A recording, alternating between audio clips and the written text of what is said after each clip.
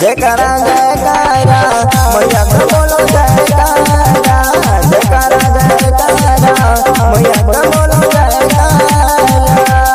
मंदिर अंदर ज्योति जले है, मंदिर अंदर ज्योति जले है, बाहर होए उनियारा, बाहर होए उनियारा।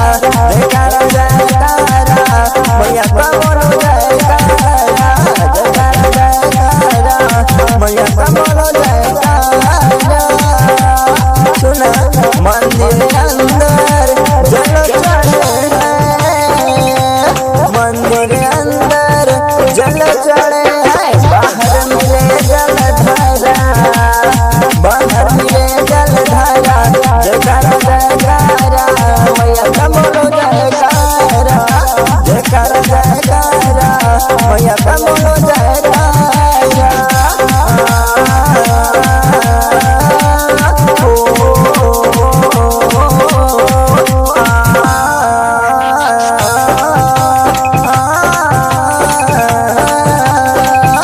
मंदिर अंदर फल चढ़े हैं, मंदिर अंदर फल चढ़े हैं, बाहर होए बटवारा, बाहर होए बटवारा।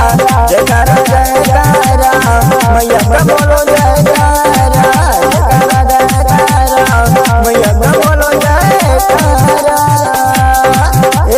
मंदिर अंदर हवन होते हैं, मंदिर अंदर हवन होते हैं, बाहर होए महकारा, बाहर होए महकारा।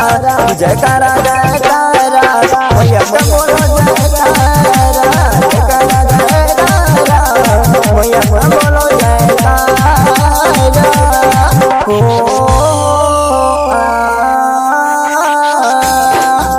मंदिर अंदर भजन होते हैं, मंदिर अंदर भजन होते हैं, बाहर नाच जग सारा।